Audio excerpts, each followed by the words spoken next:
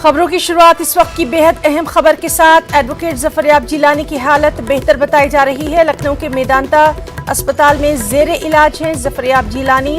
डॉक्टरों ने फिलहाल उनकी तबीयत पर इत्मीनान का इजहार किया है। आपको बता दें कि अभी वेंटिलेटर पर ही हैं जफरयाब जिलानी। लगातार सब जगह उनकी सेहतयाबी के लिए दुआएं भी मांगी जा रही हैं।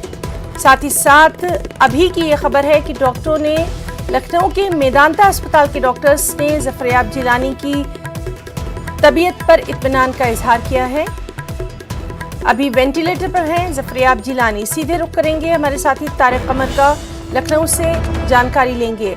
तारिक कमर, आपसे जानना चाहेंगे अभी जफरयाब जिलानी की हालत कैसी है, और सबसे अहम बात ये कि जफरयाब जिलानी साहब के लिए लगातार दुआओं का सिलसिला भी जारी है।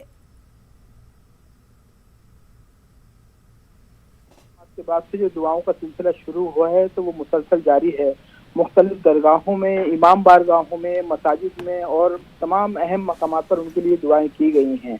और देखिए, जो अभी बिल्कुल थोड़ी देर पहले की ही इत्तला है उनके छोटे भाई मसूद जिलानी के हवाले से, वो ये है कि डॉक्टरों ने इत्मीनान का इजहार किया है।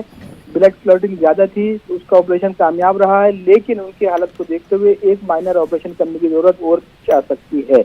लेकिन फिलहाल डॉक्टर मुतमईन है। और देखिए, अहम बात यह भी है कि जो कोरोना की रिपोर्ट कराई गई थी उसमें उनकी रिपोर्ट भी पॉजिटिव आई थी, तो थोड़ी तशवीश जरूर बढ़ी थी, लेकिन डॉक्टर कहते हैं कि बहुत माइल्ड इफेक्ट है और हम लोग अपनी पूरी कोशिश कर रहे हैं।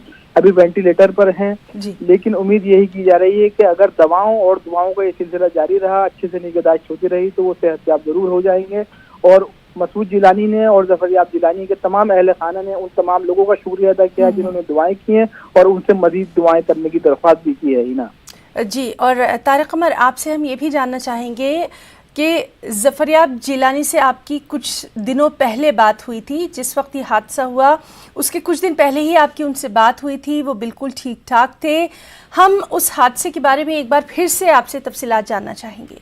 हाँ, देखिए, बहुत अहम बात है ये, और इसको लेकर लोग तशवीश में भी मुब्तला हैं, तरह तरह के खदशों का इजहार कर रहे हैं कि शायद वो पहले से बीमार रहे हों। लेकिन इस हादसे से 2-3 दिन पहले ही मेरी उनसे मुलाकात भी हुई, बात भी हुई, और वो बहुत वो जिस अंदाज से मिलते हैं, खुश अखलाकी से पेश भी आए, खुश मिजाजी के साथ उन्होंने बात भी की। और वो बिल्कुल भी मतलब कोरोना को लेकर मैंने कहा भी, मैंने कि आपकी एक बाइट करनी है, तो अगर आप 1 मिनट के लिए मास्क उतार के बयान दे दें, तो उन्होंने बड़े खुश उसलूबी के साथ अपने ख्यालात का इजहार किया। उन्होंने कहा नहीं, मुझे कोरोना से कोई खतरा नहीं है, माशाल्लाह मैं सेहतमंद हूँ, और बस मैं अल्लाह की ज़ात पर पूरा यकीन रखता हूँ, अल्लाह मुझे महफूज रखेगा। और उसके 3 दिन के बाद ये हादसा पेश आया कि वो अपने इस्लामिया कॉलेज में जीने पे फिसले और फिर उनके दिमाग में चोट आई, और फिर ये पूरा सूरत हाल है ना। तो बस यही कहा जा सकता है कि एक बड़ी शख्सियत है, तमाम लोग उनसे मोहब्बत करते हैं, उन्होंने बहुत अहम मौके पर मिल्लत, कौम और वतन के लिए काम किया है, तो उनके लिए दुआओं का सिलसिला जारी रहना चाहिए। जी तारिक, और जिस तरह से लगातार हम देखते रहे हैं कि न्यूज़ 18 उर्दू के साथ उनका बेहद ख़ास रिश्ता रहा है, और लगातार न्यूज़ 18 उर्दू की पूरी टीम भी उनकी सेहतयाबी के लिए बराबर दुआएं मांग रही है। तारिक कमर, आपका भी हम बहुत बहुत शुक्रिया अदा करना चाहेंगे तमाम तर तफसीलात देने के लिए। उन्नाव